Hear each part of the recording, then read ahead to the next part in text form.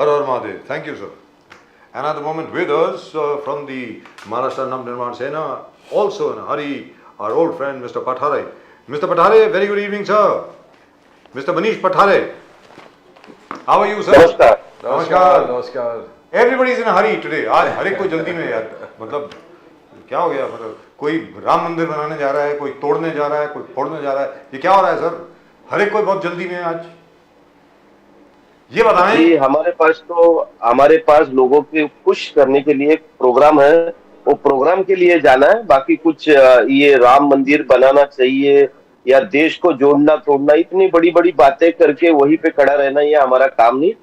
हर दिन हर समय लोगों के लिए कुछ ना कुछ करना, यही महाराष्ट्र नवनिर्माण सेना का उद्देश्य है। मनीष पाटरे साहब, आपको मुबारकबाद देनी पड़ेगी। अगर कोई ना भी देना चाहे उसको देनी चाहिए, और अगर कोई नहीं देता है तो वो इतने छोटे दिल का आदमी है कि बात करने लायक नहीं है।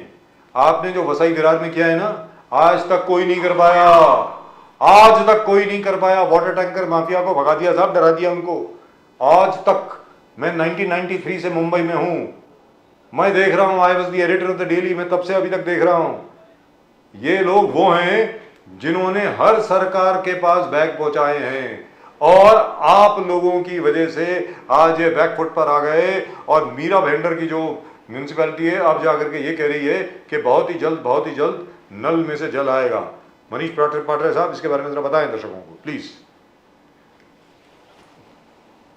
नहीं, आपको मालूम होगा कि इस मोर्चा का जो नेतृत्व था, एक तो सबसे बड़ी बात कि महाराष्ट्र में सत्ता के लिए झगड़ने वाले लोगों को दूर रख के महाराष्ट्र नवनिर्माण सेना के पास जो कि आम आदमी है वो आ रहा है, और आम आदमी आने के बाद उसके समस्या का हल निकालना, यही एक उद्देश्य लेके महाराष्ट्र नवनिर्माण सेना काम कर रही है।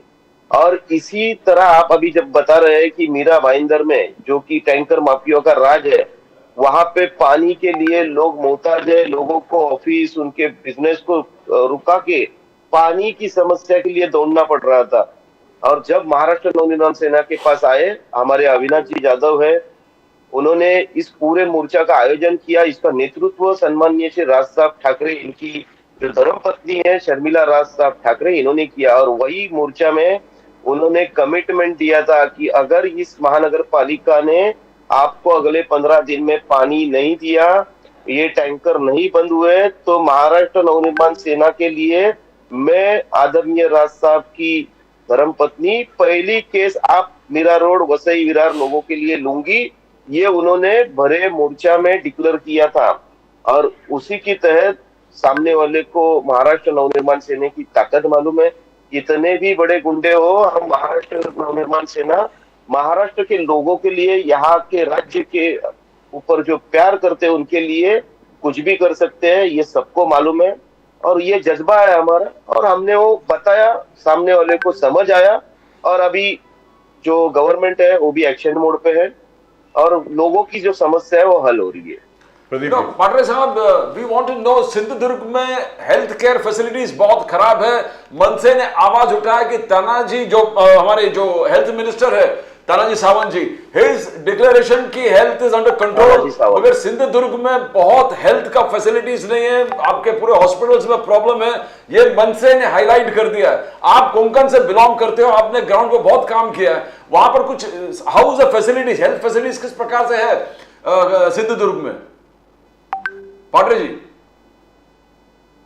सर, मैं आपको इस सवाल का जवाब, जो सभी पक्ष अभी जो सत्ता में है या विरोध में, मेरे को तो अभी तक आपको लास्ट बार भी मैंने बताया था कि कौन सत्ता में है कौन विपक्ष में है, ये अभी तक पता नहीं चल रहा है। क्योंकि शिवसेना ही सत्ता में है, राष्ट्रवादी ही सत्ता में है, शिवसेना ही अपोजिशन में है, राष्ट्रवादी ही अपोजिशन में है।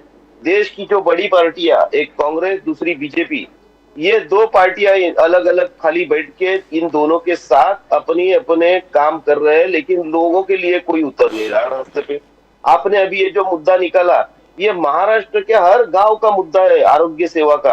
आपको शायद मालूम होगा कि बीच में जो बच्चे लोग दवाइयां की कमियों की वजह से एक्सपायर हुए थे, उस समय भी इन लोगों का स्टेटमेंट यही था, इनके पास कुछ पैसों के लिए कई सारी जानें महाराष्ट्र में गई थी।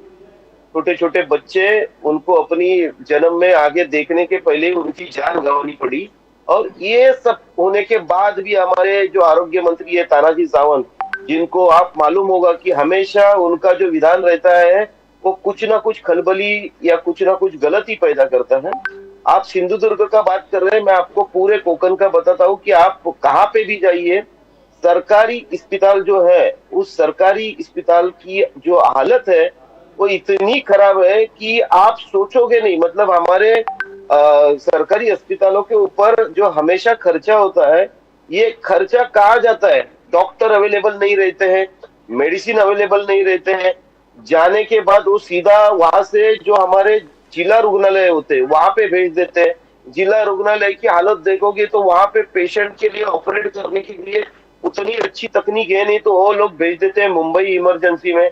ये हमेशा, मतलब मैं खुद दिन में एक आध दूसरी केस मुझे कोकण से आती है कि केएम हॉस्पिटल हो, सायन हो, जेजे हो, नायर हो या वाडिया हो, ये सभी के लिए फोन आते हैं। इतनी हालत वहां पे खराब है, वहां पे ये सब नहीं हो रहा है, लोगों को खाली बताया रहा, लोग अपने अपने, क्योंकि कोकण में हमेशा हमारा जो कोकणी मानुस है वो हमेशा खुश रहता है, कोई भी दुख हो वो उसको क्रॉस करके आगे निकल जाता है।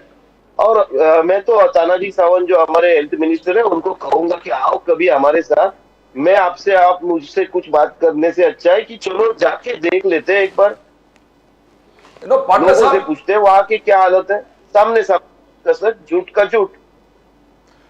पाटकर साहब, दूसरा बड़ा इशू आप लोग ने उठाया, आप लोग ने यही कहा कि प्रफुल्ल पटेल और नवाब मलिक, ये आपने हाईलाइट कर दिया कि प्रफुल्ल पटेल एक्सेप्टेबल है, 4 फ्लोर उनका एनफोर्समेंट डायरेक्टरेट ने ऑलरेडी ताबे में लिया है, मगर नवाब मलिक को आपने दरकिनार किया है।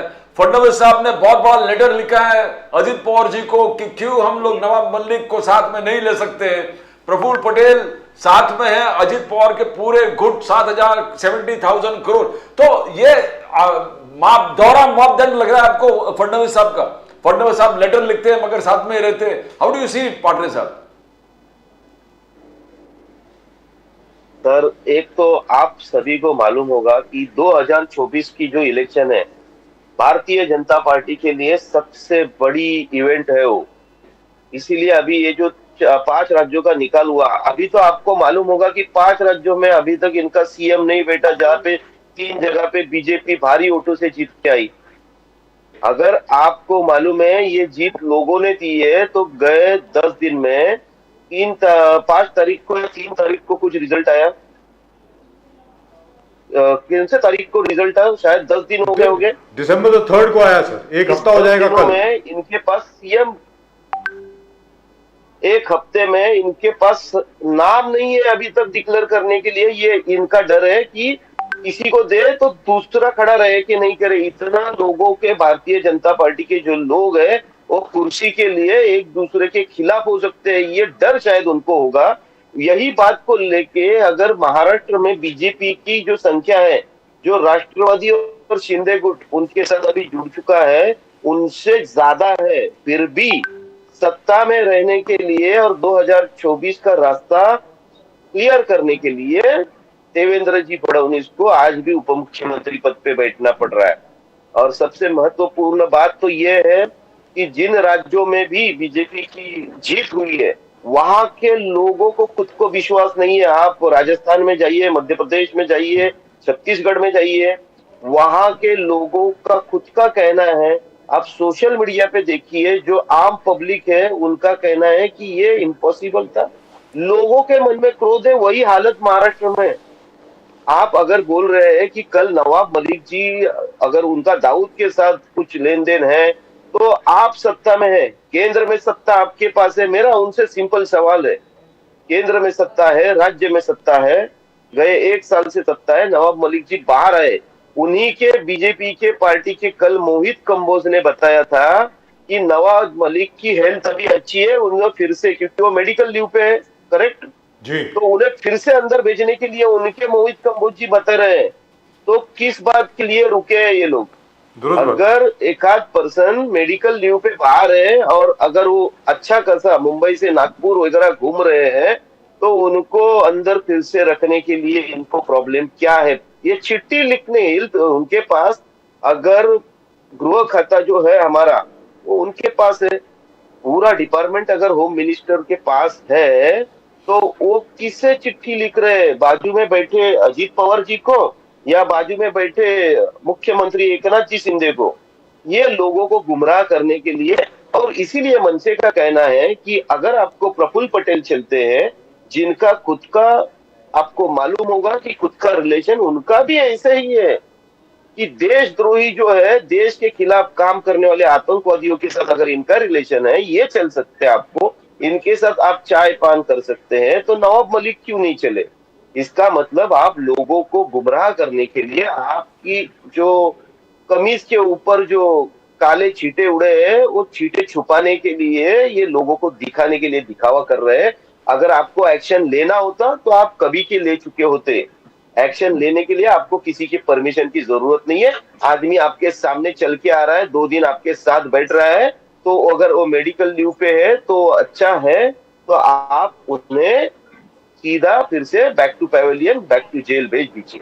लेकिन ये बात दुरुस्त है, अपने दर्शकों को भी बता दें, मोहित कंबोज जी ने अपने ट्विटर अकाउंट पे सुप्रीम कोर्ट का ऑर्डर, उसकी कॉपी भी पोस्ट करी है, जिसमें साफ तौर पे लिखा है कि ये सिर्फ मेडिकल बेल है, जमानत सिर्फ मेडिकल ग्राउंड्स पर दी गई है। लेकिन अगर वो, उनकी तबीयत ठीक ठाक है, अगर वो नागपुर का असेंबली सेशन अटेंड कर सकते हैं, इसका मतलब उनकी तबीयत ठीक है। ये कुछ अजीब नहीं लगता आपको पाटरे साहब? ये क्या है मतलब? मुझे वही बताना है दर्शकों को कि सबसे बड़ी बात, बीजेपी अपने ऊपर, मतलब ये अभी आप देखिए, मराठा समाज के खिलाफ, गवर्नमेंट ही मराठा समाज के खिलाफ बात करने लग गया है। ये जरांगे पाटिल जी को सामने फेस रख के, जो अपोजिशन की वोट है, जो उनको शायद लगता होगा कि अपोजिशन को मिले, वो सब ये कंट्रोवर्सी क्यों खड़े कर रहे हैं? और ये इतना उनमें जोश आया कहां से? 3 राज्यों के इलेक्शन के बाद, ये 5 राज्यों के इलेक्शन के बाद जो हालत है, ये कुछ तो डाउटफुल है। इसलिए मैं खुद अभी इतना तो मतलब आपको मालूम होगा कि ईवीएम के लिए सबसे पहले राज साहब ठाकरे जी ने पूरे देश में इसके लिए आवाज उठाया था।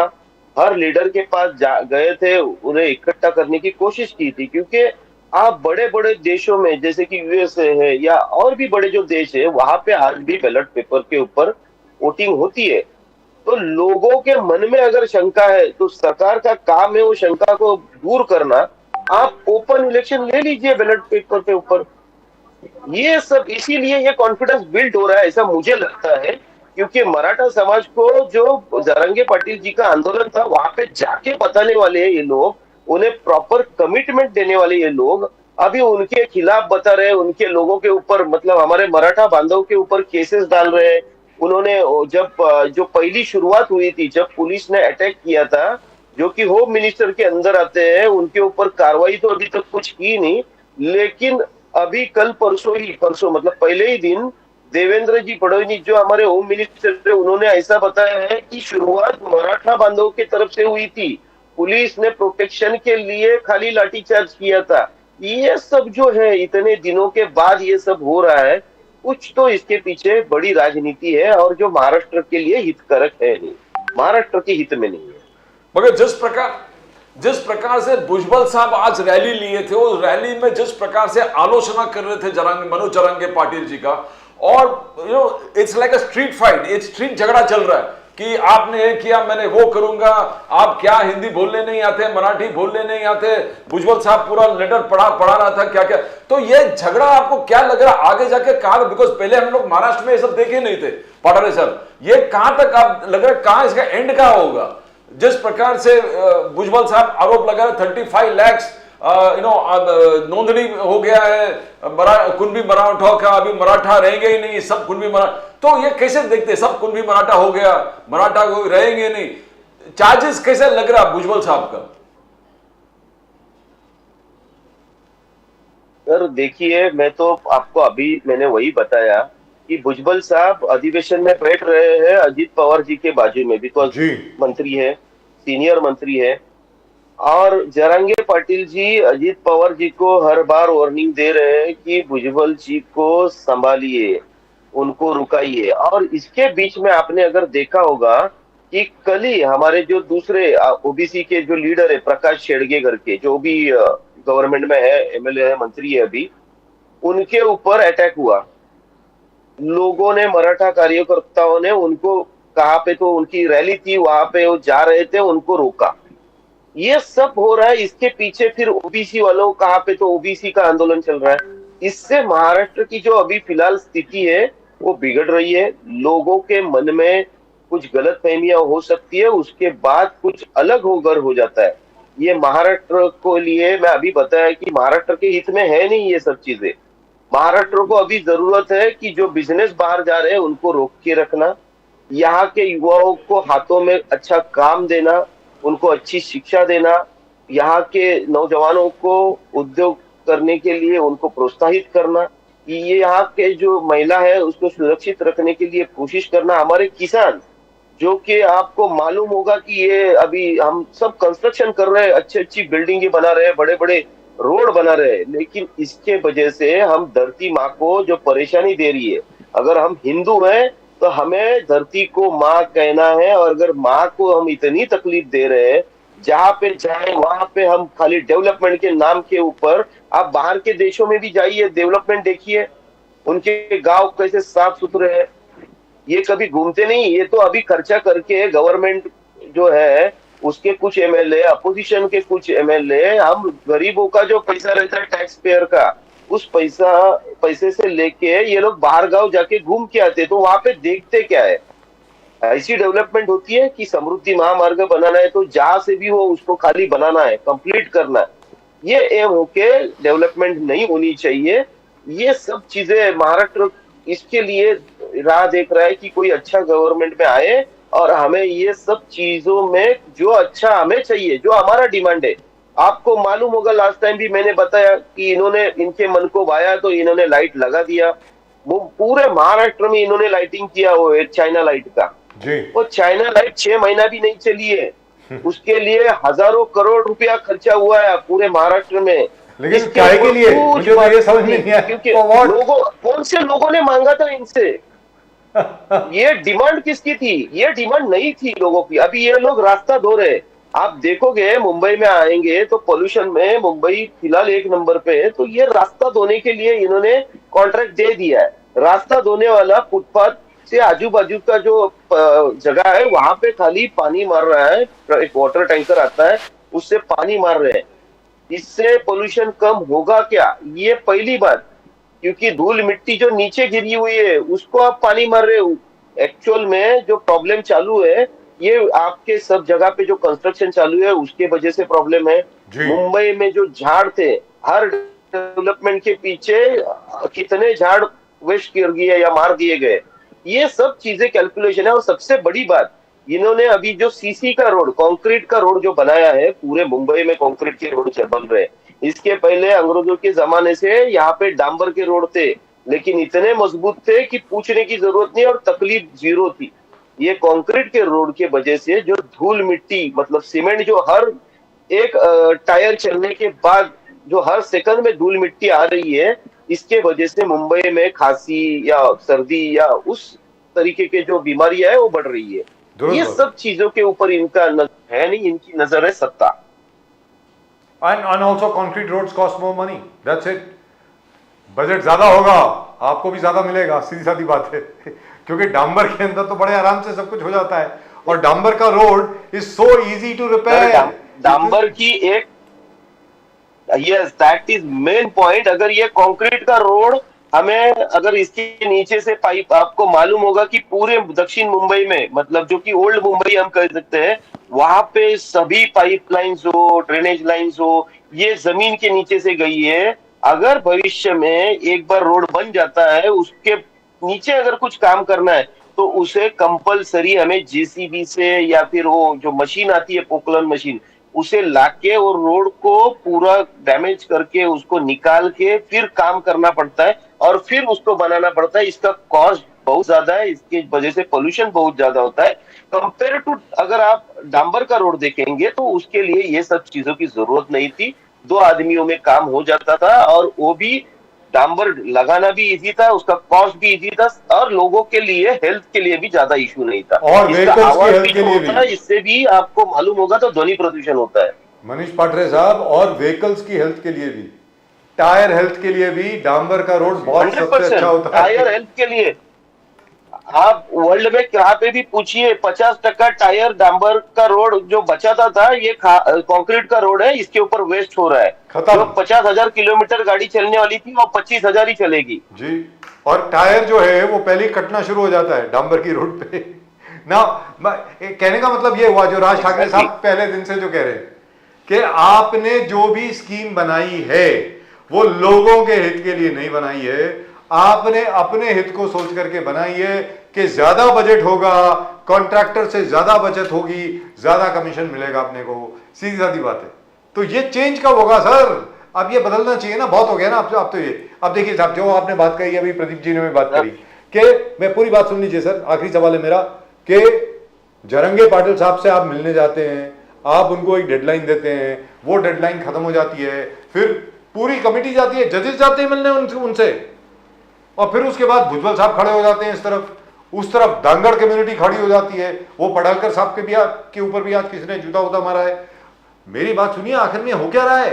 पूरे महाराष्ट्र में ये जाति बनाम जाति, मतलब जातियों की लड़ाई, एक जाति युद्ध कराना चाह रहे हैं, क्या करना चाह रहे हैं सर? ये पहली बात तो ये महाराष्ट्र की संस्कृति है नहीं। महाराष्ट्र में आज तक गए, मतलब स्वतंत्र होने के बाद, देश स्वतंत्र होने के बाद, मुंबई महाराष्ट्र को जब 1960s में मिली, उसके बाद से महाराष्ट्र मुंबई में कोई भी आए, हम सभी का सम्मान किया है, सभी यहाँ खुशहाली से रहे हैं, अपना जो बिजनेस है वो किया है, अपनी रोजी रोटी कमाई है। लेकिन अभी ये जो महाराष्ट्र में जाति का जो जहर है, ये घोलने का काम ये सरकार के माध्यम से शुरू है, ऐसा कहा तो लग रहा है। क्योंकि एक जगह पे मराठा समाज के हर दिन के कम से कम लाखों के सभाएं हो रही है, वहीं पे कुछ दिनों के बीच में 4-5 दिनों के बाद में जो सत्ता में बैठे हैं वो स्टेटमेंट देके उनके खिलाफ बात कर रहे हैं, उनकी सभाएं ले रही है।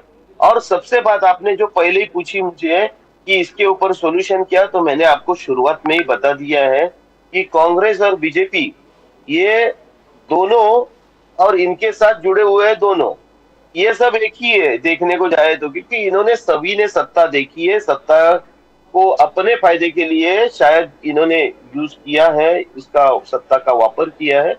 लेकिन फिर भी एक पार्टी आज भी लोगों की समस्या के लिए झगड़ रही है, वो है महाराष्ट्र नवनिर्माण सेना। मैं लोगों से फिर से एक बार अपील करूंगा कि ये जात पात या ये सभी जो पॉलिटिक्स है, इसको बाजू में रखे।